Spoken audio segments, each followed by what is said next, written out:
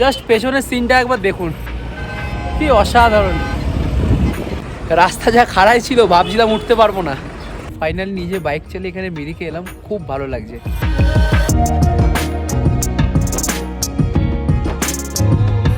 So good morning, আজকে হচ্ছে 13ই March, এখন ঘড়িতে বাজে সকাল 10টা 10।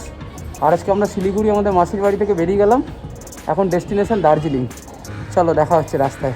নমস্কার, আমি অনির্বাণ, আর আজ আমাদের নর্থ বেঙ্গল ট্রিপের তৃতীয় দিন, গন্তব্য দার্জিলিং। আর আজ আমাদের বেরোতে বেরোতে বেশ দেরি হয়ে গেল, এখনই ঘড়িতে প্রায় 10:30 বাজে, আর সামনেই দার্জিলিং মোড়। আর এই অফিস টাইমে ওখানটা বেশ ভালোই জ্যাম হয়। দার্জিলিং মোড় ক্রস করে ডান দিক নিয়ে আমরা এখন উঠে গেছি ন্যাশনাল হাইওয়ে 110-এ বা হিলকাট রোডে। তোমরা মাইল বোর্ডে দেখতে পারলে যে NH55 লেখা। তো এখানে একটা কনফিউশন ক্লিয়ার করে দিই, এই রাস্তার নতুন নাম কিন্তু এখন NH110 আর পুরনো নাম NH55, যেটা সোজা গেছে কার্শিয়াং হয়ে শিলিগুড়ি থেকে দার্জিলিং, দূরত্ব ওই 76-77 কিলোমিটার মতো। কিন্তু আজ আমরা এই রাস্তা দিয়ে দার্জিলিং যাব না, আমরা যাব মিরিক হয়ে। আর এই মিরিক হয়ে যাওয়ার জন্য আমাদের কিন্তু এক্সট্রা প্রায় 20-22 কিলোমিটার মতো জার্নি করতে হবে। সুকনা থেকে NH110 ছেড়ে বাদিক নিয়ে আমরা মিরিকের রাস্তা ধরলাম। এখন আছি সুকনা ফরেস্টে, মিলিটারি ক্যাম্পের সামনের রাস্তাটায়। তো আমাদের মিরিক হয়ে যাওয়ার মেন কারণ হচ্ছে এই রাস্তার প্রাকৃতিক সৌন্দর্য, সুন্দর সুন্দর চা বাগান, অনেক সাইট সিন পয়েন্ট আর ঘন পাইন বনের জঙ্গল, যার জন্য এই 20-22 কিলোমিটার এক্সট্রা যাওয়াই যায়। আর তাহলে আজকে আমাদের টোটাল জার্নি ডিস্টেন্স হবে ওই 95-96 কিলোমিটারের মতো। তো শিলিগুড়ি থেকে মিরিক যাওয়ার কিন্তু দুটো মেন রাস্তা আছে। একটা হচ্ছে খাপরাইল মোড় থেকে মাটিগাড়া কার্শিয়াং রোড হয়ে আসা, আর আরেকটা দার্জিলিং মোড় থেকে যেভাবে আমরা এলাম। এইবার সোজা কিছুটা গিয়ে একটা চেকপোস্ট আছে, এই টিনের কারশেড দেওয়া এই অংশটা চেকপোস্ট। এখান থেকে রাস্তাটা দুভাগে ভাগ হচ্ছে, ডান দিকের রাস্তাটা চলে যাচ্ছে রোহিণী হয়ে কার্শিয়াং হয়ে দার্জিলিং, আমরা কিন্তু সোজা রাস্তাটাই কন্টিনিউ করব টুয়ার্ডস মিরিক। আচ্ছা, এবার আসি আমার কথায়। আমি কিন্তু আজ খুব নার্ভাস আর সঙ্গে এক্সাইটেডও। জীবনে প্রথমবার বাইক চালিয়ে পাহাড়ে উঠবো, প্রপার কোনো গাইড করার কেউ নেই, তার উপর আমি আর পিউ একা। যদি কোনো জায়গায় কোনো বিপদে পড়ি তাহলে সাহায্য করার মতো কাউকে পাবো এই গ্যারেন্টিও নেই। আর তার ওপর এই ট্রিপে আসার আগে সবার কথা মাথায় ঘুরপাক খাচ্ছিল যে পাহাড়ি রাস্তায় প্রতি বাঁকে বাঁকেই বিপদ। তো এই সব কিছু মিলিয়ে মিশিয়ে মাথায় একটা বোঝার মতো লাগছিল। আসলে কি বলুন তো, প্রথমবার তো, আর যদি কোনো সঙ্গী বাইকার বা রাইডার বন্ধু থাকতো তাহলে এতটা চিন্তা হতো না, মনে কিছুটা হলেও সাহস পেতাম। আর আমরা এখন এসে গেছি গাড়িধুরা বাজারে। এখানে রাস্তাটা কিন্তু দুভাগ হচ্ছে, সোজা রাস্তাটা চলে যাচ্ছে পাংখাবাড়ি হয়ে দার্জিলিং, আর আমরা বাঁদিকের রাস্তা নিলাম টুয়ার্ডস মিরিক। আর আমরা এখন যে ব্রিজটার ওপর দিয়ে যাচ্ছি এটার নাম দুধিয়া ব্রিজ। ব্রিজটা এতই সরু যে একদিক দিয়ে গাড়ি গেলে অন্য দিকের গাড়িকে রেড সিগন্যাল দিয়ে আটকে রাখা হয়। এবার শুরু হলো রাস্তার চড়াই উতরাই পর্ব। প্রথম চড়াইটা উঠতে গিয়ে আমি বেশ ভয় পাচ্ছিলাম, ভাবছিলাম যদি গাড়ি বন্ধ হয়ে পড়ে যায়। তো যাই হোক, এতদিন বাইক চালানোর অভিজ্ঞতা কাজে লাগিয়ে ক্লাচ গিয়ারের সঠিক কম্বিনেশনের মাধ্যমে কিন্তু প্রথম ধাক্কাটা ভালোই সামলালাম। তারপর প্রতিটা চড়াই ওঠার পর একটু একটু করে মনে কনফিডেন্স ও সাহস বাড়ছিল যে আমি ঠিক পারবই। পিউ প্রতি মুহূর্তে আমাকে সাহস জুগিয়ে গেছে যে তুমি ঠিক পারবেই।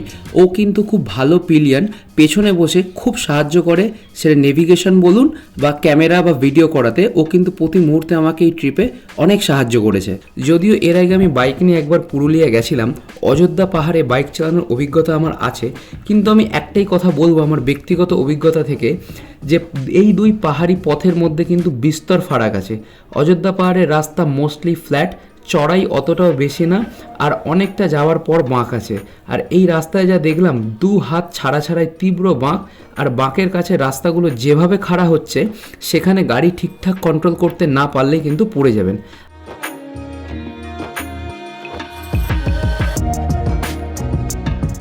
কিন্তু একটা জিনিস দেখে আমরা খুব আপসেট হলাম যে এই রাস্তার প্রধান আকর্ষণ হচ্ছে চা বাগান।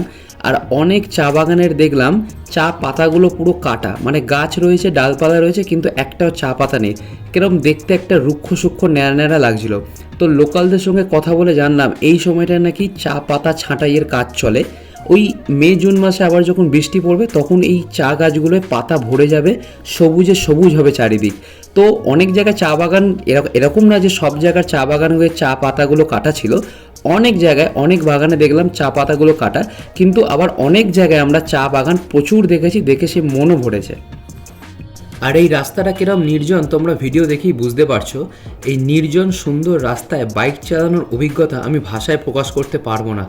ভয়, উত্তেজনা, আনন্দ মিলেমিশে সে এক অন্যরকম অনুভূতি। আর আজকের ওয়েদার কিন্তু খুবই ভালো, যতই উপরে উঠছি বেশ ঠান্ডা লাগছে, ভালোই ঠান্ডা হাওয়া দিচ্ছে। কিন্তু পাহাড়ি ওয়েদারের তো কোনো ভরসা করা যায় না, এই ভালো এই খারাপ। তো কিছু কিছু জায়গা আমরা দেখলাম খুব মেঘলা হয়ে আছে, আর কিছু কিছু জায়গায় দেখলাম রোদ উঠে আছে।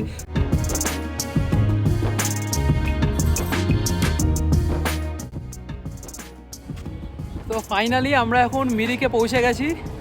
এটা হচ্ছে মিরিকের টিংলিং ভিউ পয়েন্ট। এই যে আই লাভ মিরিক, জাস্ট পেছনের সিনটা একবার দেখুন, কি অসাধারণ।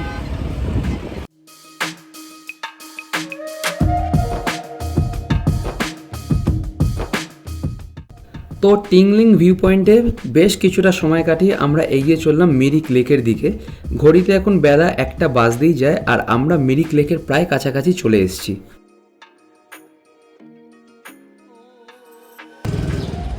তো এখন বাজে বেলা 1:10, আর আমরা এখন মিরিক পৌঁছে গেছি। সামনেই মিরিক লেক, আর 1:10 বেজে গেছে। আমাদের দার্জিলিং ঢুকতে ঢুকতে এখনও 1.5-2 ঘন্টা লেগে যাবে, তাই ভাবলাম লাঞ্চটা এখানে করিনি, খিদাও খুব পেয়েছে। তো এই পেছনে হোটেল অন্নপূর্ণা, এখানে এখন লাঞ্চটা সেরে নেবো, তারপর বেরোবো একটু মিরিক লেকে যাবো, হয়ে ওখান থেকে আমরা আমাদের দার্জিলিংয়ে যে হোটেল সেখানের দিকে এগিয়ে যাবো। আর এই যে আমাদের বাহন অসাধারণভাবে আমাদের নিয়ে এসছে, SP 125।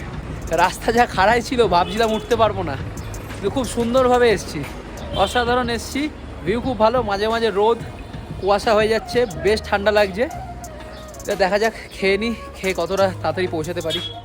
সুন্দর ভেজ থালি নিয়েছি, লাঞ্চ আমাদের চলে এসছে, বিভারের লাঞ্চ চলে এসছে। তো আমাদের খাওয়া দাওয়া কমপ্লিট, এখন যাচ্ছি মিরিক লেকটা একটু এক্সপ্লোর করতে। এখানে কিছুটা সময় কাটিয়ে এগিয়ে যাব সামনের গন্তব্যের দিকে।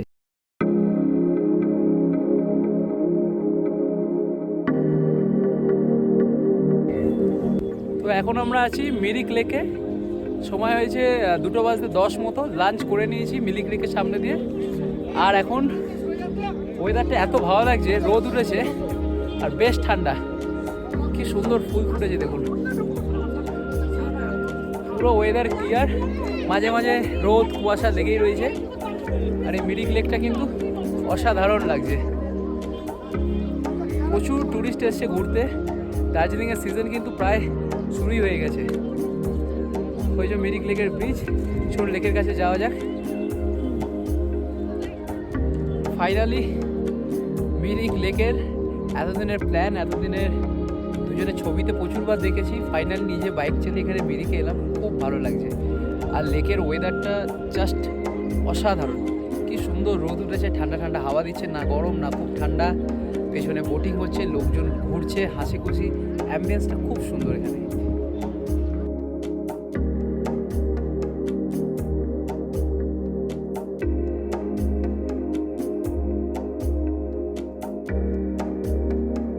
তো মিরিক লেকে কিছুটা সময় কাটিয়ে আমরা তাড়াতাড়ি বেরিয়ে গেলাম, কারণ হঠাৎ দেখি আকাশটা মেঘলা হয়ে আসছে।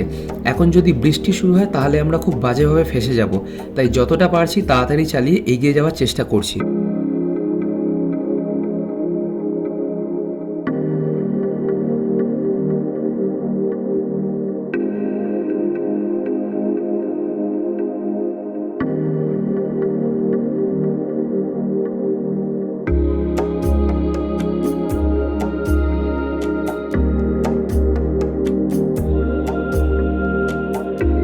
তোমরা যারা দার্জিলিং যাবে, আমি তোমাদের রিকোয়েস্ট করব, তোমরা হয় দার্জিলিং যাওয়ার সময় মিরিকের রাস্তাটা হয়ে যাও, অথবা দার্জিলিং থেকে ফেরার সময় মিরিকের রাস্তাটা হয়ে ফেরো।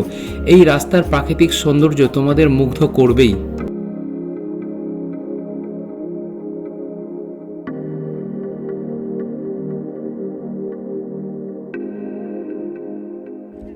তো আমরা এখন আছি গোপালধারা টি গার্ডেন ভিউ পয়েন্টে। কি অসাধারণ লাগছে দেখুন, গোল গোল পাহাড়ের মতো, মাথায় পাইন বন, আর ঢাল বেয়ে ভর্তি চা বাগান। সত্যি অসাধারণ লাগছে জায়গাটা। আর এখন কিন্তু বেশ ঠান্ডা লাগছে, একটু মেঘলা মেঘলা কুয়াশা, ঠান্ডা হাওয়া দিচ্ছে। চলুন এবার বেরিয়ে যাক দার্জিলিংয়ের দিকে। অলরেডি আমাদের অনেক সময় হয়ে গেছে, 2:30 বেজে গেছে। দার্জিলিং পৌঁছতে পৌঁছতে হয়তো 4:30 বেজেই যাবে। এখানে একটু টাইম স্পেন্ড করলাম, খুব ভালো লাগলো। এবার বেরিয়ে যাওয়া যাক।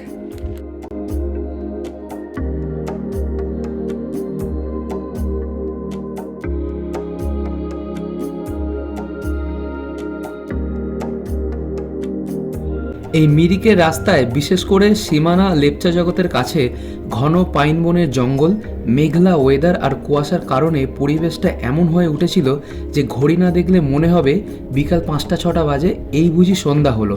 তো আমরা আর কোথাও বেশিক্ষণ দাঁড়াইনি, কন্টিনিউয়াস ড্রাইভ করে সুখিয়া পোকরি হয়ে 4টের মধ্যে ঘুম পৌঁছে গেছিলাম। এখানে এসে দেখি ওয়েদার পুরো চেঞ্জ, রোদ ঝলমলে আকাশ আর যথেষ্ট। তো এটাই বুঝতে পারলাম যে পাহাড়ি ওয়েদার আমাদের পুরো বোকা বানিয়ে দিল। ওয়েদারের এই খামখেয়ালি পনার জন্য আমরা অনেক জায়গায় দাঁড়াইনি, ছবি ভিডিও তুলিনি। ভাবছিলাম যদি হঠাৎ করে অন্ধকার হয়ে যায় তাহলে এই নির্জন পাহাড়ি রাস্তায় দুজনে খুব ফেঁসে যাব, তাই আর রিস্ক নিতে চাইনি। তার ওপর রাস্তা ভীষণ চড়াই ছিল, আমি বেশি জোরে গাড়ি চালাতেই পারিনি। তো যাই হোক, ভালো করে পৌঁছে গেছি দার্জিলিং, এটাই বড় কথা। আর ঘড়িতে ঠিক 4:30-র মধ্যে কিন্তু আমরা দার্জিলিং শহরে ঢুকে গেছি। আর দার্জিলিং আমরা কোথায় থাকছি, কিভাবে দার্জিলিং শহরটাকে এক্সপ্লোর করছি, সব তোমাদের সাথে শেয়ার করবো নেক্সট ভিডিওতে। আজকের জার্নি এখানেই শেষ, দেখা হচ্ছে কালকের ভিডিওতে। আজ তাহলে আসি, টাটা।